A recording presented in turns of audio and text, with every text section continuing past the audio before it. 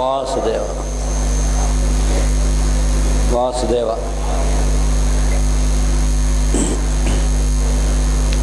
అందరూ కూడా కూర్చునేప్పుడే వరుస చూసుకుని ముందు వాళ్ళతోనూ పక్క వాళ్ళతోనూ వరుస చూసుకుని కూర్చుంటూ ముందు జరిగి కూర్చుంటే ఇంక తర్వాత వెనకాల వచ్చేటువంటి వాళ్ళందరూ కూడా కూర్చోవడానికి వీలు.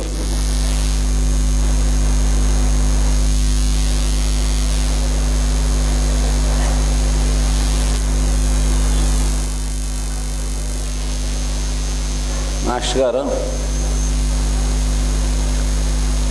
మాస్టర్ ఈకే గారి జన్మదినోత్సవం సందర్భంగా గురు పూజా మహోత్సవములు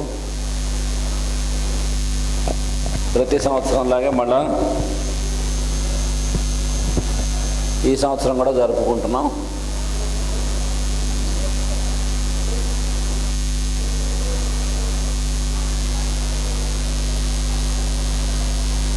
మేష్ గారు ఇచ్చినటువంటి వాటిల్లో ఆచరణకి మొత్తం అన్నీ కూడా ఆచరణతో ముడిపెట్టుకున్నవే. చదువు, విద్య, సంస్కారం, వాటిని గురించి కూడా చాలా విషయాలు మనకి చెప్పారు. ఆయన గ్రంథాల్లో కూడా మనకి ఇచ్చారు. మనం మామూలుగా అంటూ ఉంటాం, చదువు సంస్కారం ఉందా లేదా, చదువు సంస్కారం ఉండాలి అంటూ ఉంటాం. అంటే ఏమిటి చదువు సంస్కారం అంటే? చదువుతున్నాడండి, మావాడు చాలా బాగా చదువుతున్నాడు, చాలా తృప్తిగా చెప్తూ ఉంటారు. మావాడు ప్రతిసారి మావాడే క్లాస్ ఫస్ట్ వస్తాడు, మావాడే స్కూల్ ఫస్ట్ వస్తాడు, మావాడికి ఆ హయ్యెస్ట్ మార్క్స్లో అందరికన్నా హయ్యెస్ట్ వాడికే రావాలి, లేకపోతే వాడు ఒప్పుకోడు, చాలా బాధపడతాడు, చాలా కోపం కూడా వస్తుంది, భోజనం చేయడు, ఇంట్లో వాళ్ళు చెప్పింది వినడు.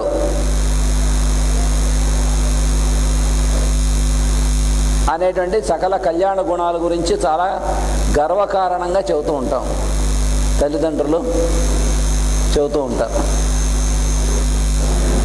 అంటే చదువు దేనికి వాడికి దేంట్లోకి లీడ్ చేస్తుందో మనం జాగ్రత్తగా గమనించుకోవాలి. అంటే చదువుకోవడం వలన వాడిలో మానసికమైనటువంటి వికాసం వస్తుందా, లేకపోతే మానసికమైనటువంటి ఒక కుంచుకుపోవడం అనేటువంటిది వస్తుందా, నేరో మైండెడ్నెస్ డెవలప్ అవుతుందా, బ్రాడ్ మైండెడ్నెస్ డెవలప్ అవుతుందా,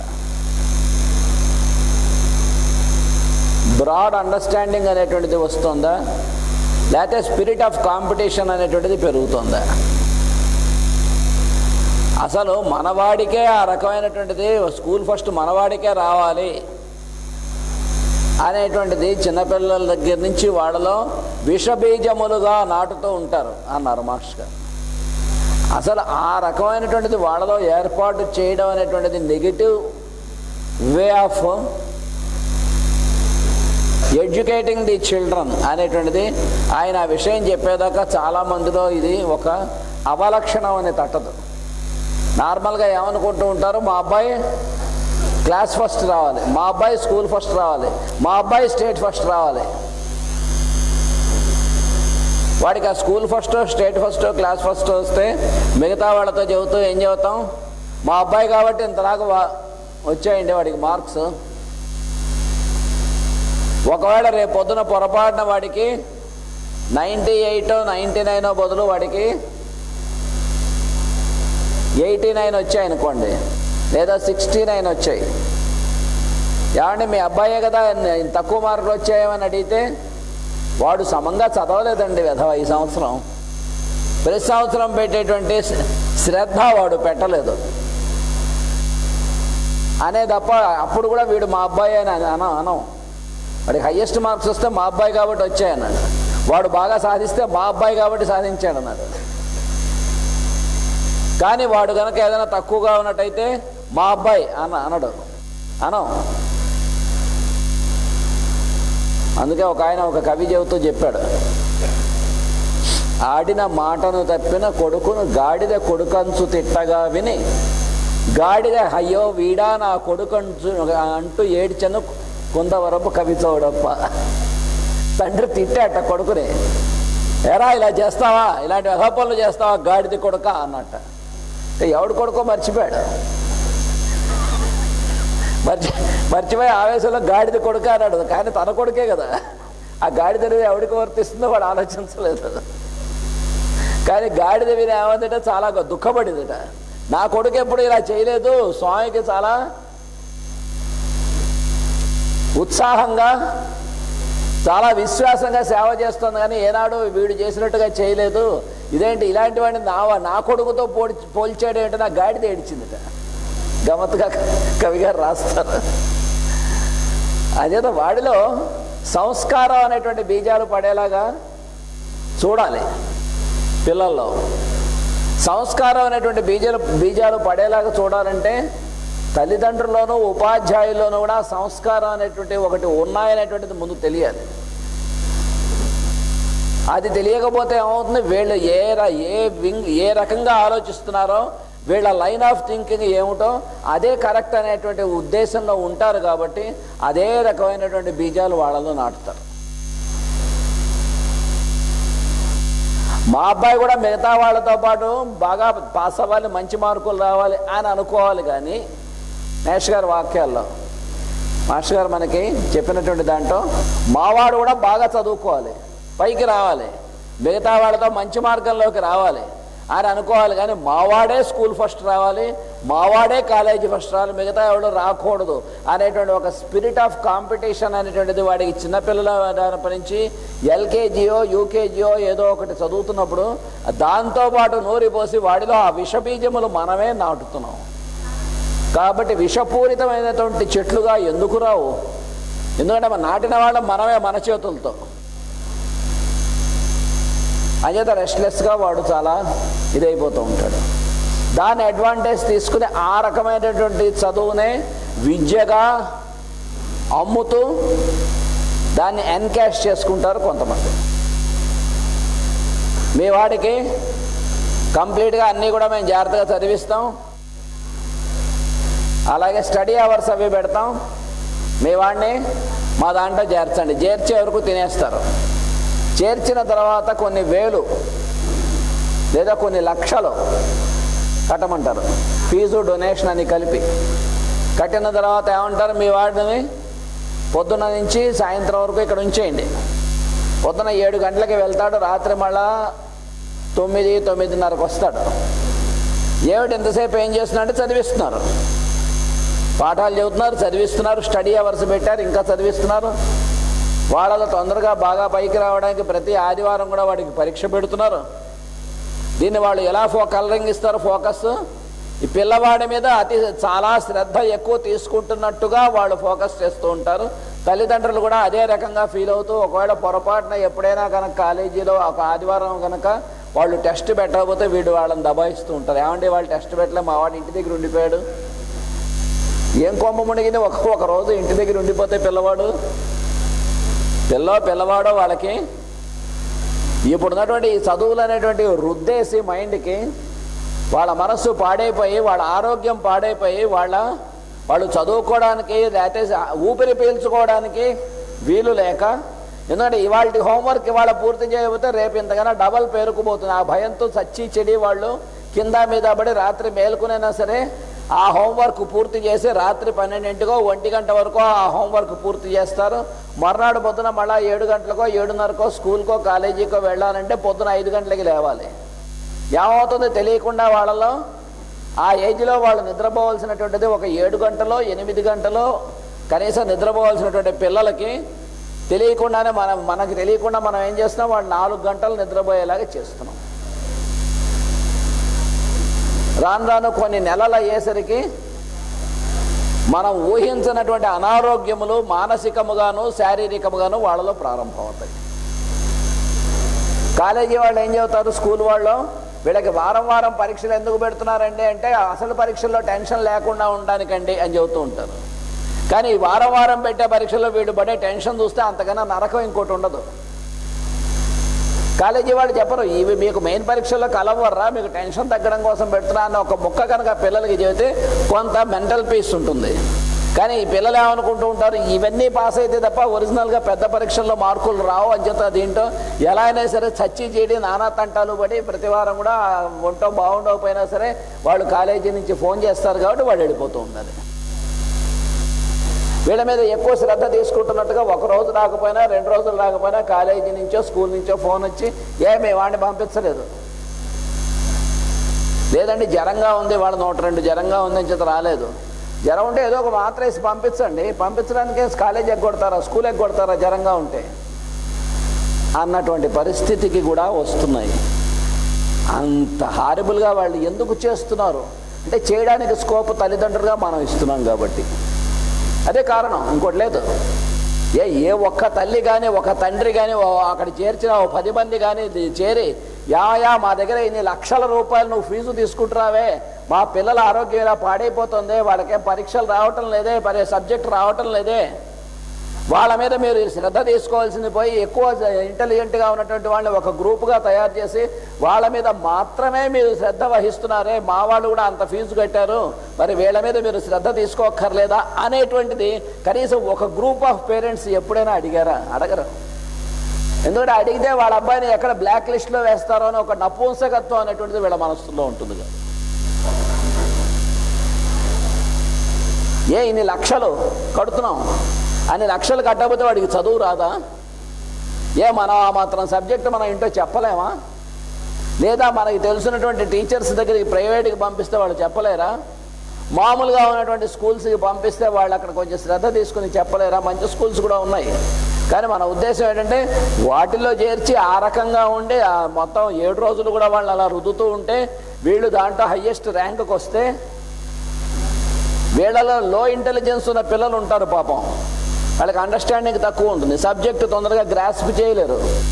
వాళ్ళని కూడా అంత ఫీజు కట్టి అదే కాలేజీలో కానీ అదే స్కూల్లో కానీ చేరిస్తే వీళ్ళు ఏమనుకుంటారో ఇంత ఎక్కువ ఫీజు అయినా సరే పోన్లే వాళ్ళు శ్రద్ధ తీసుకుని వీళ్ళ పైకి తీసుకొస్తారనుకుంటారు. ఎవడో పట్టించుకోడు వాళ్ళని వీక్ లిస్ట్గా ఒక దాంట్లోకి తోసేసి వాళ్ళ గురించి పట్టించుకోకుండా ఎవడైతే తానంతట తను కూడా ఇంట్లో చదువుకోగలడో అటువంటి హయ్యెస్ట్ ఇంటెలిజెంట్ స్టూడెంట్స్ని మాత్రమే కాన్సన్ట్రేట్ చేసి, ఎందుకంటే వాళ్ళ ఎడ్యుకేషన్కి మంచి పేరు రావాలి కాబట్టి వాళ్ళ మీదే కాన్సన్ట్రేట్ చేస్తారు. ఇవన్నీ నిరంతరం జరుగుతున్నటువంటివే, కానీ మనం ఎవరో దాని గురించి ఆలోచించం, పట్టించుకోం. ఏం చేత చాలామంది ఉద్దేశం ఏంటంటే మన సెలవు రోజుల్లో కూడా పిల్లలు ఇంటి దగ్గర ఉంటే గోలగోలు చేస్తారండి, అల్లరి ఎక్కువ చేస్తారు, ఎందుకు వాళ్ళు హాయిగా స్కూల్కు కాలేజీకు పంపిస్తే సరిపోతుంది అనుకున్న తల్లిదండ్రుల గురించి కూడా నేను విన్నాను. వాళ్ళ నోటి ద్వారా వాళ్ళు సొంతంగా వాళ్ళు చెప్పినవి విన్నాను నేను. కనీసం ఈ ఒక్కరోజున పిల్లలు ఇంట్లో ఉన్నారు, వాళ్ళు హాయిగా రిలాక్స్డ్గా ఉన్నారు అని సంతోషించే తల్లిదండ్రులు చాలా తక్కువ మంది ఇప్పుడున్నటువంటి సొసైటీలో. ఏమనుకోకండి, ఎందుకంటే నేను చాలామందిని చూశాను కాబట్టి నేను ఈ విషయం చెప్పగలుగుతున్నాను. వాళ్ళతో మాట్లాడాను ప్రత్యక్షంగా. ఎందుకు ఇంత వాళ్ళని రుద్దేస్తారు? మరి ఇప్పుడు చదువులు అంతే కదండి, అలా చదవకపోతే వాళ్ళు ఏం పైకి వస్తారు? ఏం కోపం మునిగింది వాడు పైకి రాకపోతే రేపొద్దున వాడు ఏ సబ్జెక్టులో అయితే వాడు పైకి వచ్చాడో, ఏ సబ్జెక్టులో అయితే కాలేజీ ఫస్ట్ వచ్చాడో, ఏ సబ్జెక్టులో అయితే యూనివర్సిటీ ఫస్ట్ వచ్చాడో ఆ ఒక్క సబ్జెక్టు తప్ప ఇంకా పక్కకి తిరిగి దేంట్లోకి వెళ్ళినా వాడు ఎందుకు పనికిరాడు ప్రపంచంలో. ఆ సబ్జెక్టులో ఎవడైనా వాడి మెడలో తాళి కట్టడం అంటే ఆ సబ్జెక్టులో ఉద్యోగం ఇవ్వడం, ఇస్తే వాడి లైఫ్లో సక్సెస్ అవుతాడు. దాంట్లో ఉద్యోగం రాలేదు అంటే ఏం పర్వాలేదు, నేను బతకగలను, నేను చదువుకున్నాను, నాకు చదువు ఉంది, నేను ప్రపంచంలో ఎలా అయినా 10 మందికి మంచి పని చేసి బతకగలను అనేటువంటి గుండె దమ్ము కానీ ఆత్మస్థైర్యం కానీ ఎక్కడ ఎవరికి ఉండలేదు, ఎంత హయ్యెస్ట్ ఎడ్యుకేషన్ ఉన్నా సరే. కాబట్టి చదువు దేనికి లీడ్ చేస్తుంది? ఆత్మస్థైర్యం పోగొట్టడానికి లీడ్ చేస్తుంది, గుండె దమ్ము లేకుండా ఉండడానికి లీడ్ చేస్తుంది. అలాగే చదివే కొద్దీ ఏమవుతుంది, వాడికి ఇప్పుడున్నటువంటి చదువులో ఒక ఎథిక్స్ కానీ మంచితనం కానీ ఎలా బిహేవ్ చేయాలనేటువంటిది కానీ, లేకపోతే దేశభక్తి ఎలా ఉండాలనేటువంటిది కానీ, మనకి పెద్ద పెద్ద మహనీయులు ఎలా మనకి దేశభక్తిని చూపించారు జీవితంలో, వాళ్ళ జీవితాలను ఎలాగ త్యాగం చేశారు. మనం ఈ రోజున ఇక్కడ కూర్చుని ఇలా కబుర్లు చెప్పుకోగలుగుతున్నాం అంటే ఆ మహనీయులు ఎంతమంది త్యాగం చేస్తే మనకి ఈ రోజున ఈ రకంగా ఉండగలుగుతున్నాం. వాళ్ళ ఎవరి గురించి జాగ్రత్తగా ఎక్కడ ఏ పుస్తకంలో కానీ ఎక్కడా కానీ సబ్జెక్టు రాకుండా జాగ్రత్త పడుతూ ఉంటారు. మనకెందుకు పనికిరానటువంటిది ఇతర దేశాల్లో పనిచేసేటువంటి వాళ్ళ తాలూకు సైంటిస్టులు కానీ వాళ్ళ తాలూకు దేశభక్తులు కానీ వాళ్ళ హిస్టరీ కానీ విపరీతంగా వీళ్ళకి పెట్టి అవి తెలియజేస్తారు పిల్లలకి. ఏమిటి ఉపయోగం? ఆ దేశం గురించి తెలుసుకోవడంలో వీడికి ఉపయోగం లేదే. ఒక గాంధీ గారు ఫాదర్ ఆఫ్ ది నేషన్ అంటే ఇప్పుడు ఇంకా కొంత మారింది యూత్లో, చాలా బాగుంది యూత్లో వచ్చేటువంటి చేంజ్. కానీ ఒకప్పుడు ఒక 5-6 ఏళ్ల క్రితం గాంధీ గారిని ఫాదర్ ఆఫ్ నేషన్ అంటే అనవసరంగా ఆయన ఫాదర్ ఆఫ్ నేషన్ అన్నారు అన్న పిల్లల్ని కూడా చూశాను నేను. ఆయనకి ఫాదర్ ఆఫ్ నేషన్ అని ఎందుకు ఇచ్చారు గాంధీ గారికి అన్నారు పిల్లలు. ఎందుకు ఇవ్వకూడదని అడిగాను. మీకు ఏమైనా తెలుసా గాంధీ గారి గురించి? ఎవరైనా చదివారా? పోనీ ఏమైనా తెలుసుకున్నారా పెద్దవాళ్ళ దగ్గర నుంచి? ఈ రోజున మన దేశం ఈ రకంగా స్వతంత్రం వచ్చి మనం హాయిగా బతకగలుగుతున్నాం. ఈ రోజు కూడా ఇంట్లో ఒకడు సంపాదిస్తే ఇంట్లో వాడు తినగలిగేటువంటి పరిస్థితి ఒక్క మన దేశంలోనే ఉందంటే అతిశయోక్తి కాదు. ఆ రకంగా ఉండగలుగుతున్నాం. ఎందువలన? ఆ నిర్భీతి ఎందుకు వచ్చింది? అది చేతులా కావాలని మన వాళ్ళు పోగొట్టేస్తున్నారు. దాంట్లో అది సెకండరీ థింగ్ అనుకోండి. యథాశక్తి గాంధీ గారు ఇలా చేస్తారా, మనకి స్వతంత్రం తెప్పిస్తారా, ఆయన పని అంతే అవ్వాలి అన్నట్టుగా బిహేవ్ చేసి మొత్తం ఇప్పుడుదామని కూడా నాశనం చేస్తున్నాం చేతుల. అందరం ప్రజల దగ్గర నుంచి రాజకీయ నాయకుల దగ్గర నుంచి అందరం కూడా, దాంట్లో ఏం సందేహం లేదు, అందరూ సమానమే. కానీ ఒక ఆయన వెళ్తూ ఉంటే ఎందుకోసం ఆయన వెనకాల అన్ని కోట్ల మంది వెళ్ళారు అన్న విషయం గాంధీ గారి గురించి ఎవరికైనా నేర్పారా? ఎందుకు ఆయన ఫాదర్ ఆఫ్ నేషన్ అని అన్నారంటే వీళ్ళు ఎవరి దగ్గర నుంచైనా వాళ్ళకైనా ప్రాజెక్ట్స్ మరి అలాట్ చేసి వాళ్ళ దగ్గర నుంచి కమిషన్స్ తీసుకోవడం కానీ, లేకపోతే వాళ్ళ దగ్గర నుంచి ఏదైనా వాళ్ళకి చేసి పెట్టినందుకు వాళ్ళ దగ్గర నుంచి లంచం తీసుకోవడం కానీ అవేమీ తెలియకుండా సింపుల్గా తన బట్టలు తాను నేసుకుని తన ఇంట్లో సింపుల్గా జీవిస్తూ దేశం కోసం జీవిస్తూ మొత్తం దేశం కోసం కావాలి అన్నటువంటి మహనీయుడు అవతార పురుషుడు ఎవడైతే ఉన్నాడో ఆయన గురించి ఆ మాత్రం చెప్పలేరు ఆ పిల్లలకి. చెబితే ఆ మాత్రం దేశభక్తి వాళ్ళలో పెంపొందుదా? ఒక శివాజీ దేశాన్ని ఒకప్పుడు శివాజీ కనుక కాయకపోతే, అటువంటి మహనీయులు కనుక కాసి ఉండకపోయినట్లయితే దేశం ఈరోజు మన దేశ సంస్కృతి ఇలా ఉండేది కాదు. మరి వారి గురించి ఏమైనా చేస్తే ఏమనుకుని కూడా దానికి ఎవరు ఏం చేయలేరు. ఎందుకంటే ఒక వెనకాల సీక్రెట్గా ఒక ఇది జరుగుతోంది. మన దేశాన్ని ఎలాగ మొత్తం నాశనం చేయాలి, మన సంస్కృతి ఎలాగ పోగొట్టాలి, మొత్తం అంతా కూడా డిస్ట్రాయ్ చేసేయాలి, అసలు మన దేశ సంస్కృతి లేకుండా మిగతా సంస్కృతులను ఎలా పాడు చేశారో ఎలా చేయాలో దానికోసం వెనకాల నుంచి విపరీతమైన ప్రయత్నం జరుగుతుంది. మాస్టర్ గారు చెప్పారు చాలాసార్లు. ఐఏఎస్ వాళ్ళని పిలిచి నేను అడిగాను, వాళ్ళతో నాకు సంభాషణ వచ్చింది, నాతో డిస్కస్ చేశారు. ఒక శివాజీ గురించి కానీ, ఒక ఝాన్సీ లక్ష్మీబాయి గురించి కానీ, ఒక రాణా ప్రతాప్ సింగ్ గురించి కానీ, లేకపోతే ఒక గాంధీ గారి గురించి కానీ, వీళ్ళ గురించి ఎవరినా కనుక మాట్లాడితే వాళ్ళు దేశానికి ఎంత చెడు చేశారో అని చెప్పేటువంటి సబ్జెక్ట్ ఐఏఎస్ వాళ్ళు కూడా పెట్టారని చెప్పారు మాస్టర్ గారు.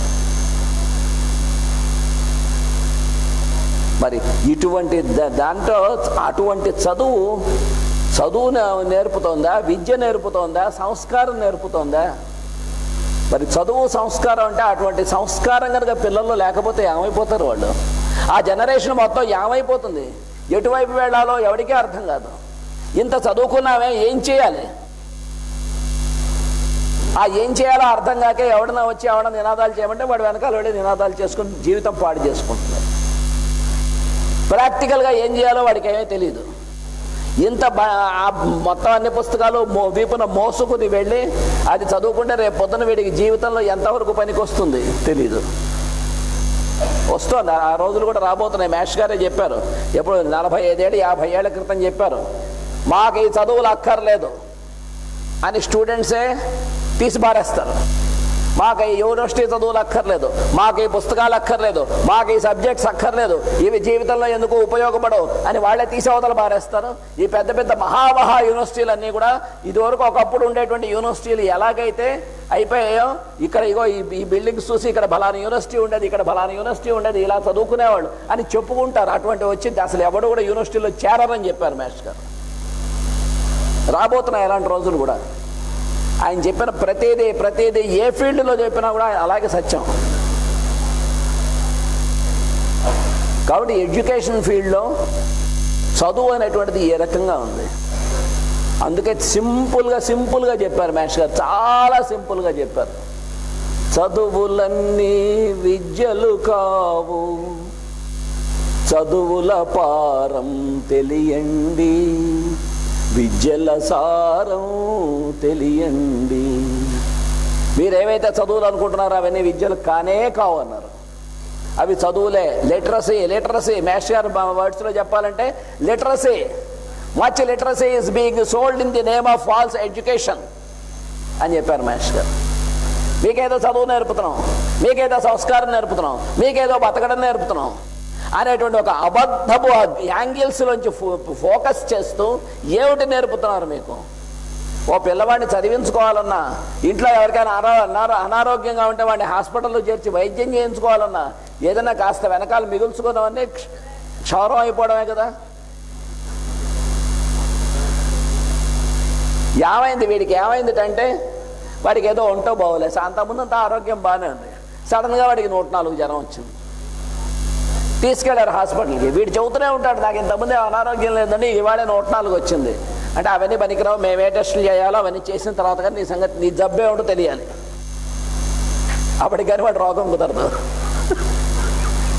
అవసరం ఉన్నా లేకపోయినా ఏ టెస్టులు చేయాలో అవన్నీ రొటీన్ ప్యాకేజెస్ అయిపోయిన తర్వాత వాడు నీకు అన్నీ నార్మల్గా ఉన్నాయి, నీకు 104, 105 జ్వరం ఎందుకు వస్తుందో మాకు ఇప్పుడు అర్థం కావటం లేదు.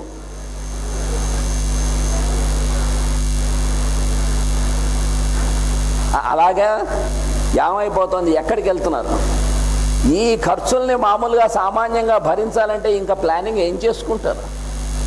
అందుకే మేష్ గారు కానీ సత్యసాయిబాబా గారు అనే ఇటువంటి మహనీయులందరూ కూడా వాళ్ళు 2 ఫీల్డ్స్ మెయిన్గా టేకప్ చేశారు. ఎడ్యుకేషన్ అనేటువంటిది, వైద్యం అనేటువంటిది. ఎందుకంటే వైద్యం ఎంత జాగ్రత్తగా వాళ్ళు ఇచ్చినటువంటి లైన్స్లో వెళ్తే ఎంత సింపుల్గా వెళ్తుందో వైద్యం, ఇంత కష్టపడక్కర్లే. వాళ్ళు చాలా హారబుల్గా ఉన్నటువంటి కేసెస్, ఎందుకు పనికిరావన్న కేసులు కూడా చాలా సింపుల్గా మేష్ గారు ఇచ్చిన లైన్స్లో వైద్యం చేస్తే చూస్తూ ఉండగా ఇది మా మంత్రమా లేకపోతే వైద్యమా అన్నట్టుగా పనిచేసి వాళ్ళు హ్యాపీగా ఉన్నటువంటి వాళ్ళు చాలామంది ఉన్నారు. అంటే చాలా డిఫికల్ట్ థింగ్స్ని కూడా సింప్లిఫై చేయడం మహనీయులు చెప్పేది, సింపుల్ థింగ్స్ని కూడా డిఫికల్ట్ చేయడం ఇప్పుడున్నటువంటి వాళ్ళు చెప్పేటువంటిది. అంటే జీవితం హాయిగా, హ్యాపీగా, ఆనందంగా, సుఖమయంగా, పక్కవాడికి ఏమైనా కావస్తే తన పనికొస్తూ ఆ రకంగా చేసుకుంటూ తాను ముందుకెళ్తూ ఆ రకమైనటువంటి జీవితం జీవించడానికి అవకాశం లేనటువంటి పద్ధతిలో ఇప్పుడున్నటువంటి ఫీల్డ్స్ ఉన్నాయి. రోడ్డు మీద వెళ్తూ ఉంటాడు, వాడి మనను వాడు వెళ్ళిపోతూ ఉంటాడు. ఒక బైక్ ఉంటుంది, ఒక మోటార్ సైకిల్ మీద వాడికి తోచిన స్పీడ్లో వెళ్తూ ఉంటాడు. వెళ్తే ఆ ముందర చాలా ట్రాఫిక్ ఉంది కదా, దాంట్లో ఎలా వెళ్ళాలనేటువంటిది కూడా ఆ బుర్రకి అసలు తట్టదు. ముందర ఎందుకు ఆగాయి కార్లు, ముందర లారీలు ఎందుకు ఆగాయి, ముందర బస్సులు ఎందుకు ఆగాయి, ఏం జరుగుతుంది ముందు, వాటితో ఏమీ సంబంధం లేదు. వాడి స్పీడ్లో వాడు వాటి ముందు నుంచి ఇలాగ వాడికి తోచినట్టుగా వెళ్ళిపోవడం, ముందుకు వెళ్ళిపోవడం ఒక్కటే వాడికి కావాల్సింది. ఆ మధ్యలో కనుక వాళ్ళలాగే వెళ్ళేటువంటి ఒక ఆర్టీసీ బస్సు వాడో ఎవడో లారీ వాడో ఉంటే డైరెక్ట్గా దాని కిందకి వెళ్ళిపోవడం, అక్కడితో అయిపోయింది వీడి లైఫ్. అంటే వాల్యూ దేనికి ఇవ్వాలి? వాల్యూస్ ఆఫ్ లైఫ్ అంటే ఏమిటి? ఆ స్పీడేనా వాల్యూ? వీడు ఎంత స్పీడ్గా వెళ్ళాడు మోటార్ సైకిల్ మీద, అదే కావాల్సింది. వీడు ఎవరిని పట్టించుకోకుండా ఎంత ముందుకు వెళ్ళిపోయాడు, సిగ్నల్ రెడ్ సిగ్నల్ ఇచ్చినా సరే అందరికన్నా ముందు ఉండాలి. ఫస్ట్ వాడు గ్రీన్ రాగానే వీడు వెళ్ళిపోవాలి ఫస్ట్. వెళ్ళబోతే కొంప మునిగిందేమో 10 నిమిషాలు లేట్ అయింది, ఏమన్నా కొంప మునిగిందా? ఈలోపు వీడు చూసుకోకపోతే ఆర్టీసీ బస్సు వాడికి వీడి బైక్ ఎక్కడుందో కనిపించడానికి ఒక్కోసారి అవకాశం లేదనుకోండి, వాడు కొంచెం ఇటు ముందుకు వచ్చి వెళ్తే వీడు ఇక్కడ ఉన్నటువంటి వాడు దాని కిందకి వెళ్ళిపోవడం. ఆ 10 నిమిషాలు కాస్తే ఎక్కడికి వెళ్ళిపోయింది, అయిపోయింది, ఫినిష్.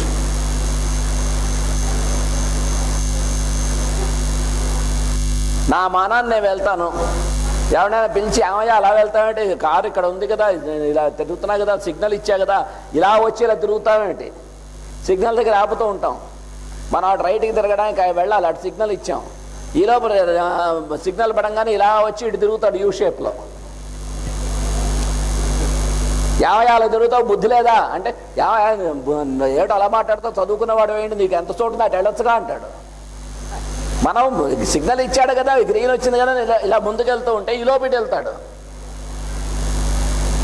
ఏమైంది? ఎవరిది ఫాల్ట్? వాడిదే ఫాల్ట్.